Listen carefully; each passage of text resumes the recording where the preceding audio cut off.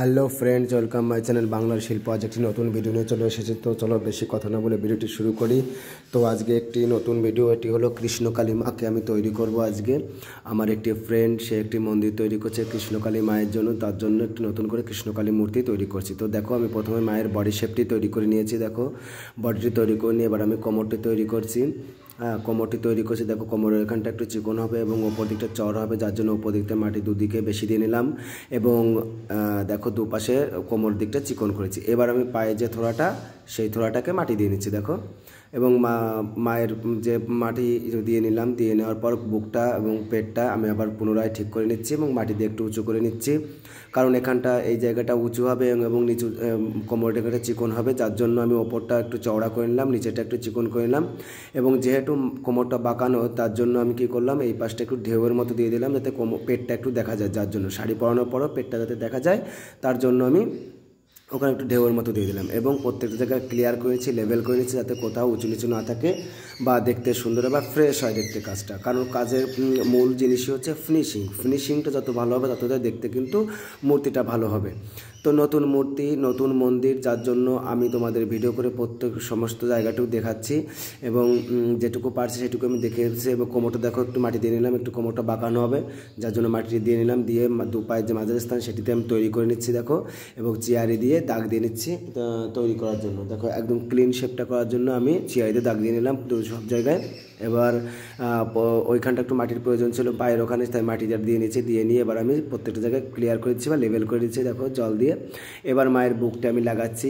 তো তোমাদের প্রত্যেককেই বলি যে বুকটা লাগানোর সময় একটু খেয়াল করবে যেন বুকটা দুটো বুকই সমান হয়, একটা ছোট বা বড় না হয়, সেটাকে খেয়াল করতেই হবে, কারণ অবশ্যই ছোট বড় হলে সেটা ভালো লাগবে না। তো দেখো, আমি বাঁ পাশের বুকটি লাগিয়ে নিই, এবার আমি ডান পাশের বুকটি লাগিয়ে নিচ্ছি। দেখো, এবং বাঁ পাশের বুকটি কিন্তু যেরকম হয়েছে যে সাইজের, বাঁ পাশের বুকটিও ডান পাশের বুকটিও সেই একই সাইজের আমি করতে চাইছি। তো দেখো, আমি দুটি বুকই সমানভাবে করে নিচ্ছি, করে নিয়ে ফিনিশিং করে নিচ্ছি। ফিনিশিং করে নেওয়ার পর নিচের পার্শনটা আমি কাপড় পরিয়ে নিয়েছি। এবার আমি ওপরের যে আঁচলা, সেই আঁচলাটা আমি তৈরি করে নিচ্ছি। তো দেখো, প্রথমে একটি মাটির বর্ডার আমি দিয়ে নিলাম, কারণ এটা মাটির বর্ডার না দিলে কিন্তু হবে না। আঁচলা যেহেতু তৈরি করতে হবে এবং কৃষ্ণকালী মা যেহেতু, যার জন্য অর্ধেক কৃষ্ণ অর্ধেক কালী এরকম একটা তৈরি করতে হবে। তো তেমনিভাবে আমি দাঁড়িয়েছে, যেভাবে কৃষ্ণর মতো দাঁড়িয়েছে এবং দু হাতে বাঁশি ধরবে এবং দু হাতে একটি হাতে খাড়া ধরবে এবং একটা অভয় মুদ্রা থাকবে, যার জন্য আমি মায়ের নিচের অংশটা ধুতি পরানোর মতো করেছি এবং ওপরের অংশটা কাপড়ের আঁচলার মতো করছি। তো দেখো, যার জন্য আঁচলাটা পরাতে হবে, সেজন্য আমি আঁচলাটা তৈরি করে নিয়েছি। আঁচলাটা তৈরি করে নিয়ে এবার আমি জল দিয়ে প্লেন করে নিচ্ছি, কারণ ফিনিশিং করতে হবে। তো ফিনিশিং করে নিয়ে এবার আমি যে আঁচলার যে ভাঁজটি হবে বা ঢেউটি হবে, সেটাই ভাঁজটি আমি করে নিচ্ছি। দেখো, চেয়ারিতে আমি দাগ দিয়ে নিচ্ছি।